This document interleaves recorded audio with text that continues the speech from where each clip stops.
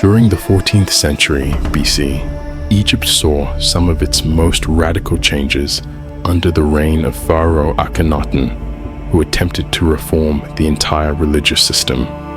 His wife, the iconic Nefertiti, was no mere queen. She was an influential co-ruler and eventually ascended to the status of sole pharaoh. Her legacy as a beauty, leader, and revolutionary figure has endured for thousands of years, making her one of ancient Egypt's most legendary figures.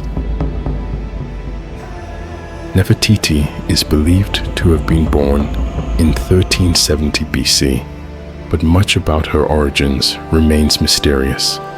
One theory suggests she was the daughter of Ai, a high-ranking advisor who later became pharaoh. However, no records directly link him and his wife Te as her parents.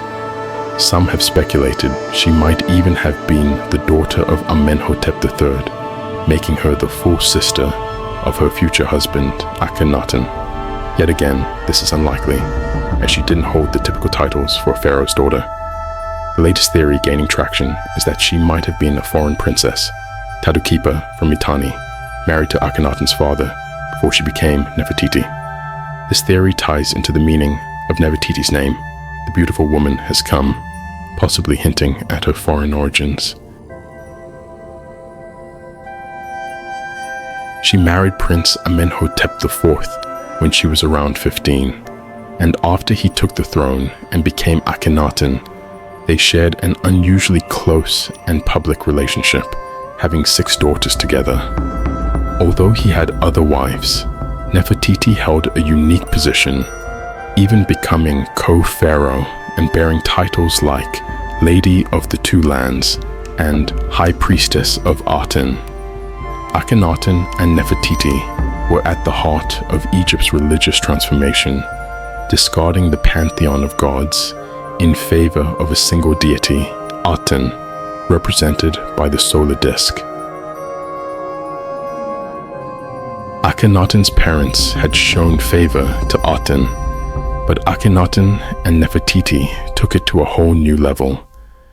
They declared Aten as Egypt's only god, and themselves as its sole messengers, even going so far as to demand that the people worship them as living gods. They dismantled temples dedicated to other gods, such as Amun, and erased other deities from public worship. This shift was deeply unsettling to many Egyptians, but Nefertiti and Akhenaten's power was unmatched, so they followed along. In art, Nefertiti is depicted with a bold presence, often leading worship, driving chariots, or striking down enemies.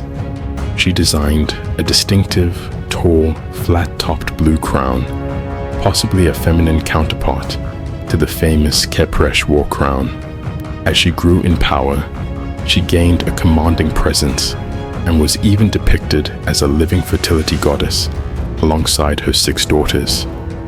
By their 9th year in power, Akhenaten and Nefertiti declared Aten not only the supreme god, but the only one. After Akhenaten's death, Nefertiti was elevated to Egypt's sole pharaoh and took on the name Nefertiti, meaning beautiful is the beauty of Aten. She may have even ruled under the male alias Smenkhkare. Nefertiti now held unprecedented power, becoming only the 2nd woman to rule in her own right during Egypt's new kingdom, following Hatshepsut. In a bold move, she even reached out to Suppiluliuma I, the king of the Hittites, asking him to send a son she could marry. "My husband has died," she wrote, "and I have no son. You have many sons. Give me one of them."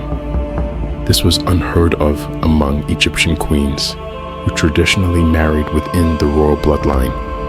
Suppiluliuma agreed, but tragically, his son was killed on his way to Egypt, likely seen as a threat by the Egyptian elite.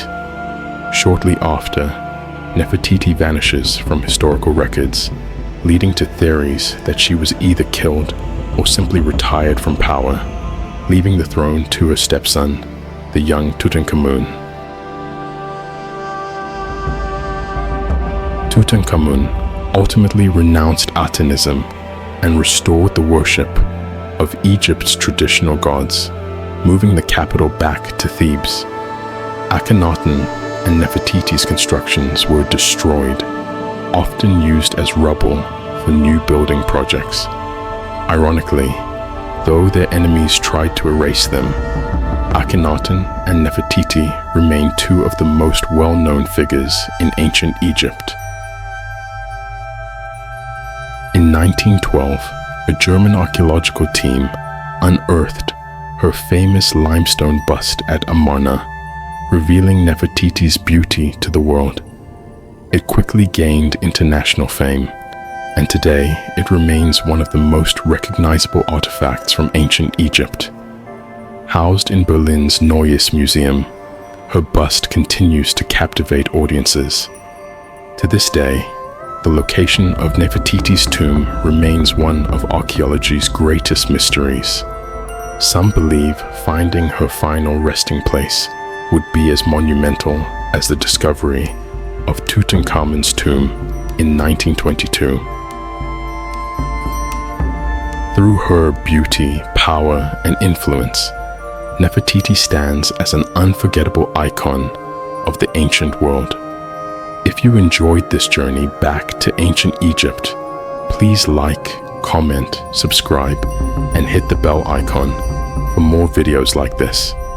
Check out our links below to support the channel and visit our History Explained shop and Patreon page. Thank you for watching,